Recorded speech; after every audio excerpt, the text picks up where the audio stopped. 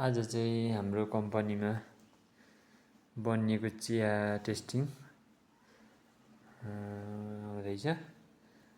यो हाम्रो कम्पनीमा चाहिँ अर्थोडक्स चिया, अर्ग्यानिक चिया बन्छ। आज टेस्टिङ छ। यहाँ टेस्टिङको लागि चाहिँ आज यो हनी ब्ल्याक हो। यसको लिक्विड राम्रै छ। हनी ब्ल्याकको इन्फ्युजन पनि राम्रो छ। यो राम्रो चिया बनिएको छ। यो आयो एसएफटीजी एफओपी नम्बर 1। यो पनि राम्रै छ। यो पनि राम्रो छ। यसको इन्फ्युजन अलिक ढुटिएको छ, तर पनि राम्रो चिया बनिएको छ। यो आयो सुप्रिम। यसको लिक्विड लाइटमा आएको छ। इन्फ्युजन पनि राम्रै छ। यो चिया राम्रो तयार भएको छ। अनि यो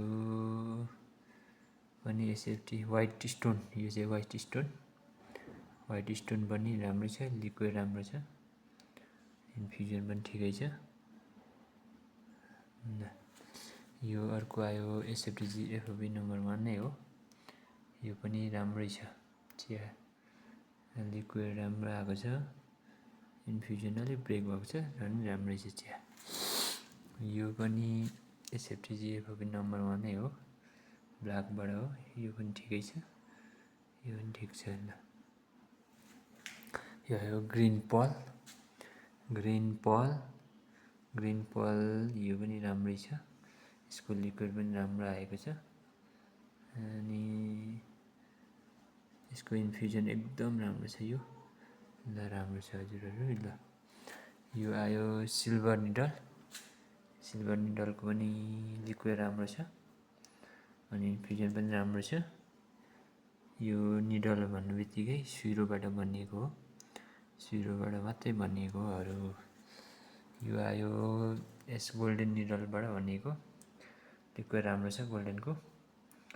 यो इन्फ्युजन पनि राम्रो छ।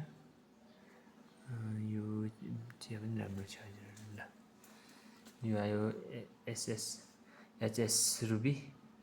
यो रुबी टी हो। यो रुबी टी चाहिँ हिमालयन साङ्ला रुबी टी। यसको इन्फ्युजन पनि राम्रो छ।